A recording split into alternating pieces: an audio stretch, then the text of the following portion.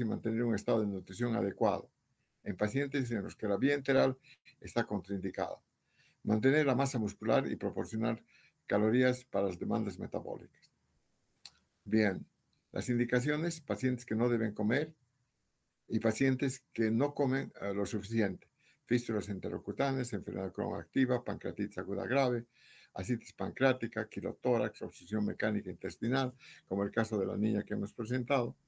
Y los pacientes que no comen lo suficiente, como hipermetabolismo, politraumatizados, quemados, desnutrición preoperatoria, infecciones graves, radioquimioterapia en pacientes oncológicos, insuficiencia renal aguda y estados de mala absorción como el síndrome de intestino corto, que yo tuve la oportunidad de operar a un artista de cine mexicano que le hicimos con mi profesor 10 cirugías y el hombre vivió 10 años más. Aquí tiene la revista de la publicación del cirujano general de la Asociación Mexicana de Cirugía, de lo cual soy profesor titular, y dice sobre la nutrición parenteral el programa en México. Somos pioneros con el doctor Samuel Fuentes del Toro de todo esto. Y aquí está mi nombre, y como el doctor Samuel Fuentes del Toro, la primera publicación que en ese tiempo Gigi Boy, Dudek Gigi Boy en Canadá, Dudek en Houston, Texas, y profesores eméritos que publicaron sus primeros conocimientos sobre alimentación artificial. Nosotros en el Hospital 20 de Noviembre publicamos este caso de nutrición de este paciente con intestino corto y sacamos un premio internacional por el cual yo tuve el gusto de ir a Houston. Bien. Contraindicaciones. La ingesta previsible de menos de 5 días sin malnutrición, tracto gastrointestinal normofuncionante, imposibilidad de accesos venosos y si el propósito no mejora con el soporte nutricional. Como ustedes ven, el paciente se alimenta con una bomba de infusión. Esta bomba de infusión es una pequeña computadora donde alimenta perfectamente bajo goteo estrictamente lo que debe comer el paciente. Las vías de acceso. La nutrición periférica y la nutrición central por nutrición total. Nosotros, en el centro donde trabajaba, tanto en Houston como en México, paciente por paciente teníamos que ver todo esto, exactamente todo esto. Nosotros hacíamos manualmente. En las vías de acceso, como ustedes se han podido fijar, dependiendo del pH, dependiendo de la casuística, dependiendo del grado de osmolaridad del paciente, veíamos si era bueno darle nutrición periférica o directamente el acceso al nivel central. La nutrición era necesaria de 2 a 3 semanas, pero a veces no tolera el ruido del paciente, entonces el soporte nutricional por vías centrales no era lo ideal, sino el soporte nutricional por vías periféricas. Como verán, lo complejo que era decidir por dónde le íbamos a dar la nutrición parenteral. Las vías de acceso centrales y periféricas de nutrición parenteral total o nutrición periférica, nosotros tenemos que decir a través de todos estos catéteres como ustedes están pudiendo ver. La elección del catéter tampoco es tan sencillo como creen ustedes. El material de publicación tunelizados con silicona tipo Hitchman-Brobeck, parcialmente implantados de mayor duración y menos infecciones. Este era el mejor. La silicona de poliuretano, que es plata, implantable, de menor infección, el grosor, la longitud, el número de luces, localización, si puede ser percutáneo, tunelizado o implantado, todo esto teníamos que decidir. Bien, ingredientes de la fórmula nutricional, en la dieta normal y en la dieta de nutrición parenteral. Ustedes cuando van a comer reciben agua, proteínas, carbohidratos, grasas, vitaminas y minerales. De la misma forma, el paciente que va a recibir nutrición parenteral tiene que recibir agua, aminoácidos libres, glucosa, emulsión lipídica y multivitaminas y electrolitos. A muchos de mis pacientes o a muchos de mis alumnos les doy intralipid. Les digo qué es el intralipid para ver si saben algo de nutrición parenteral y pues en la luna como de costumbre, ¿no? Bien. Entre los ingredientes de fórmula nutricional tenemos agua, destroza, proteínas y lípidos. Y los micronutrientes tenemos vitaminas, electrolitos y elementos traza. Todo este conglomerado es lo que es la nutrición parenteral. El cálculo de requerimientos, fijar la meta de soporte nutricional, distribución energética, cuánto de carbohidratos, grasas en pufas, que es la medida, las proteínas de 20%, dependiendo del estado de estrés también del paciente.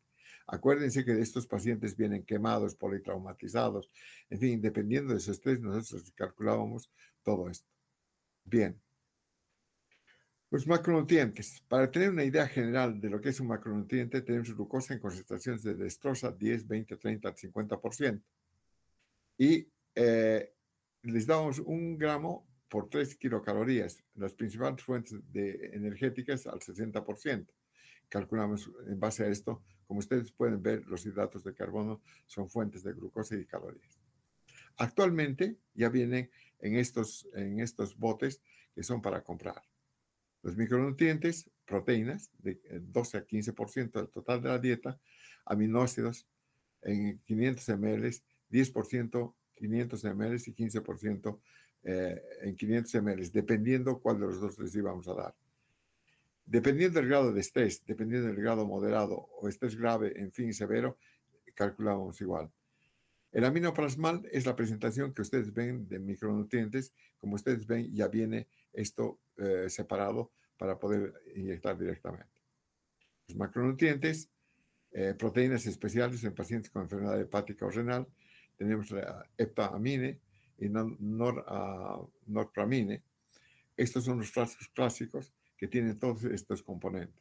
Bien, los macronutrientes lípidos, 1 gramo por 9 kilocalorías, requerimiento del 30 al 35% de valor calórico total, emulsiones de ácidos grasos por fosfolípidos de yema de huevo y glicerol, que aportan ácidos grasos esenciales como el alfa-linolénico y el linoleico. Estas son las fórmulas que vienen estos frascos de lipofundin. Los micronutrientes, vitaminas hidrosolubles, cofactores que facilitan la relación involucradas en generación y transferencia de energía en el metabolismo de los ácidos nucleicos, vitaminas liposolubles A, D y E, reacciones inmunitarias y cicatrización de heridas, dosis estándar 2 ml por kilogramo en pediátricos y máximo de 5 ml al día. Complejo B, vitamina, estas eran las cantidades. Como ustedes pueden ver, estos son los componentes. Los micronutrientes, electrolitos de nutrición parenteral, electrolitos requeridos diarios, concentraciones estándar, sodio, potasio, calcio, magnesio y fósforo. Los micronutrientes, requerimientos de zinc, cobre, cromo, magnesio, selenio, metabolismo y todo esto que venían en estas ampolletas que usamos todos los días, que se llaman Tracutil, en los adultos como en los niños. Bien. Complicaciones: mala absorción del catéter, neumotórax, perforación cardíaca o de mediastino, trombosis, tromboflebitis. Por contaminación de la piel en la zona de ingreso del catéter, contaminaciones en soluciones administradas. En las metabólicas, en pacientes diabéticos teníamos hiperglucemia, hipoglucemia, estado hiperosmolar, déficit de electrolitos, en fin. Fíjense esta radiografía y esto. Vean cómo estando recibiendo nutrición parenteral, estos pacientes se ponían así a veces. Bien, las técnicas de administración. Hay pacientes que cuando tienen el catéter ya para 24 horas al día, nutrición parenteral total, la indicación de nutrición hospitalaria o nutrición domiciliaria, que fuimos los pioneros en esto. El paciente se le da todo su empaque y él lo conecta en la noche para dormir. Durante toda la noche duerme y recibe la alimentación artificial y al día siguiente se va a trabajar. Es cíclico en las técnicas de administración durante el día o durante la noche, eso dependiendo si va a recibir nutrición hospitalaria o nutrición en casa o domiciliaria. Contraindicaciones, pérdidas elevadas, como en caso de fístulas en pacientes operados de vesícula, por ejemplo. Entonces, vean esto que es interesante. ¿Cómo nosotros preparamos la alimentación artificial en aquellos tiempos? Ahora ya no se hace esto. La nutrición parenteral es el suministro de nutrientes como carbohidratos, proteínas, grasas, vitaminas, minerales y oligoelementos que se aportan al paciente por vía intravenosa cuando por condiciones de salud no es posible utilizar las vías digestivas normales, y esto con el propósito de conservar y mejorar su estado nutricional. Las Es la campana nutriciones de flujo parenterales laminar. se deben preparar en una central de mezclas intravenosas, que es un área dedicada especialmente a la preparación de estas, donde hay campanas de flujo laminar, las cuales permiten tener una zona de trabajo con un ambiente ultra limpio para este fin.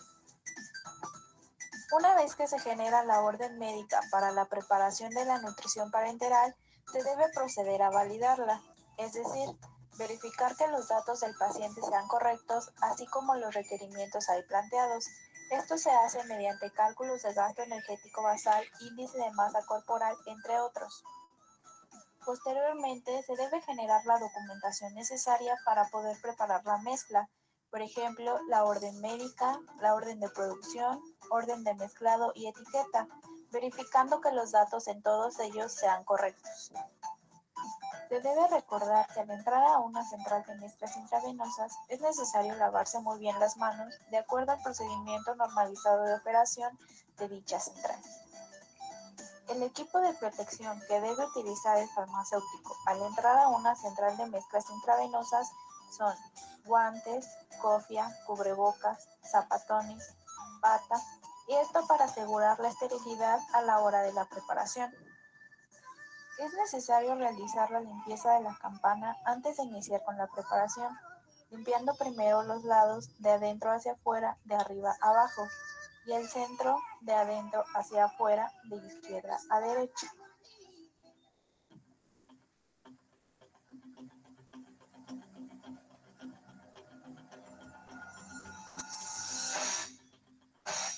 Es lo que hacíamos todos los días. Los pacientes que tenemos en terapia intensiva, en terapia intermedia quirúrgica, les preparamos personalmente a cada paciente. Ahora ya viene preparado todo, solamente es mezclar. Pero igual se tiene que hacer en campana de flujo laminar. Se debe tener en cuenta el orden en el que se deben mezclar los aditivos. Primero van los carbohidratos, posteriormente los aminoácidos, electrolitos, vitaminas y por último los lípidos. Las nutriciones parenterales se deben contener en bolsas EVA, llamadas así por el material del que están hechas, es decir, etil vinil acetato. Recordando que la preparación es utilizando nuestra técnica aséptica. Una vez terminada la preparación de nuestra nutrición parenteral, se procede a realizar el control de calidad de esta, el cual incluye la verificación del peso de la mezcla. Esto es con base a los cálculos previamente realizados.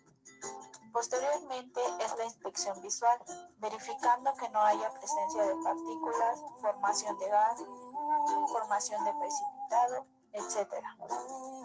Después se hace el valor de pH, examen microscópico y control microbiológico.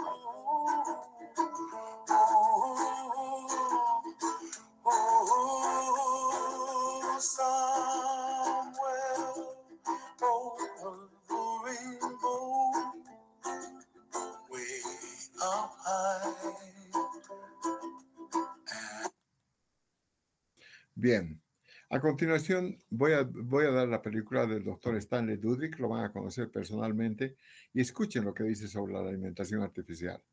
Es muy interesante todo esto.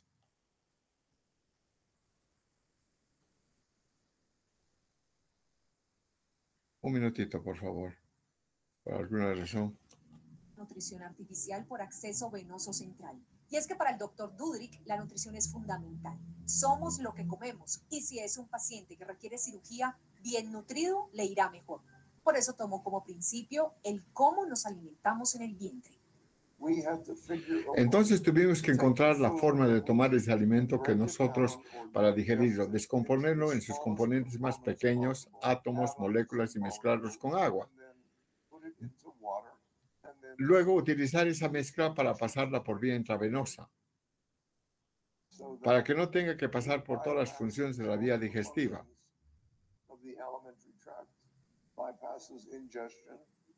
No tiene que pasar por la ingestión, digestión, absorción y asimilación. Todo eso se salta. Entonces, esto es lo que pasa con los nutrientes a través que pasan directamente del frasco a las células. Es lo que está comentando. Que nadie había contemplado. Pero uno de sus mejores amigos, el doctor José Félix Patiño, sí lo tomó. Por eso siento tanto agradecimiento para el doctor Patiño, porque él fue suficientemente inteligente para reconocer que todo lo lógico que era y lo racional, está hablando sobre la alimentación. Él siempre ha tenido una mente científica y trajo todos esos conceptos para Colombia para llevarlos a otros países, y no solamente eso. sino que convirtió en uno de los mejores del mundo y su grupo también adoptaron estos principios que yo manejo, sino que convirtió en uno de los mejores en el mundo y estos principios, como ustedes saben, el profesor Patiño es un hombre maravilloso. Entonces, no solamente es una forma, según él, sino de la forma como él ha trabajado conmigo. Bien. Entonces, En 1930. perdón. Para terminar, esta es la presea que recibí del doctor Stanley Dudrick en la Universidad de Texas, de la Escuela de Medicina de Houston. Dice, en aprecio del Departamento de Cirugía, Stanley Dudrick, su profesor y jefe. Esta es la presea que me dio el doctor Stanley Dudrick, de quien le tengo mucha gratitud y que tuve la pena de saber que él falleció el 18 de enero del 2020, hace 4 años atrás, con la amargura del siglo, porque definitivamente es un hombre que me enseñó mucho y que en la pandemia hemos hecho maravillas para ayudar a tanta gente que necesitó nutrición tanto enteral como parenteral. Ahí tiene la bibliografía, jóvenes. Si alguien tiene interés en esto, con mucho gusto se lo voy a proporcionar el día en que ustedes quieran. Muchas gracias. Es un tema un poco corto, pero de gran valía para mí, porque definitivamente quiero decirles, fue algo excepcional. Bien, este es el hospital, como les había comentado, donde el doctor Dudrick y yo trabajamos. Me voy a incorporar con ustedes en este minuto.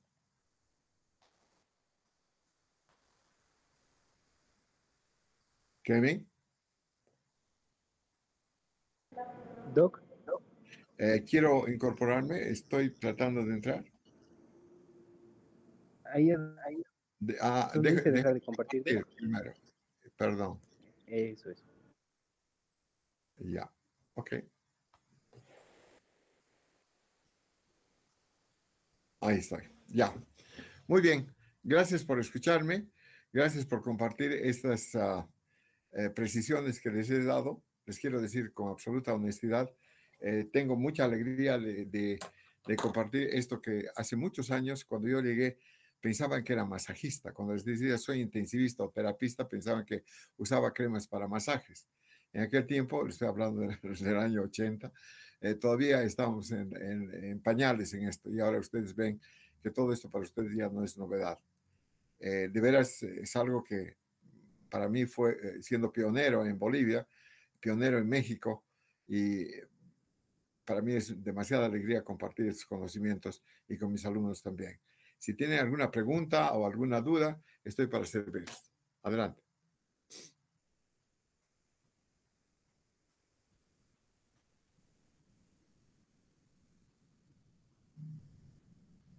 Bien, creo que no hay ninguna duda. No hay nada de preguntas. Dígame, Alison. Para el acceso de las vías periféricas central, aparte de tomar en cuenta la fórmula aparte también de tomar tal vez cuánto tiempo va a estar con la vía y otros factores que se toman en cuenta, o sea, para hacer la elección de las vías periféricas central. Ya, hay dos cosas que son muy importantes. Primero, el tipo de diagnóstico. Segundo, si es un paciente metabólico o no es metabólico. Tercero, en sus exámenes de laboratorio, dependiendo del grado de osmolaridad que tiene el paciente, el peso, talla, en fin, una serie de requisitos que necesitan para elegir el tipo de alimentación que le vamos a dar. Si le vamos a dar una nutrición relativamente media a leve, con ese defecto le vamos a dar una nutrición completa.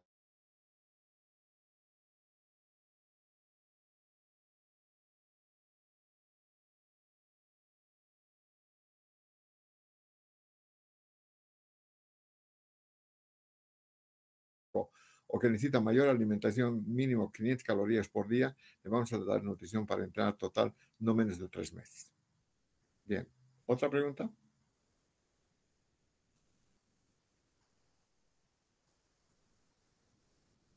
Bien, jóvenes. Entonces, quedamos así. Voy a hacer preguntas para el examen sobre nutrición enteral y parenteral, 10 preguntas. Espero que sepan. Por si acaso, esto está en la bandeja del Classroom para que puedan repasar si es que quieren para el examen. Ninguna otra cosa, me despido con ustedes. Muchas gracias.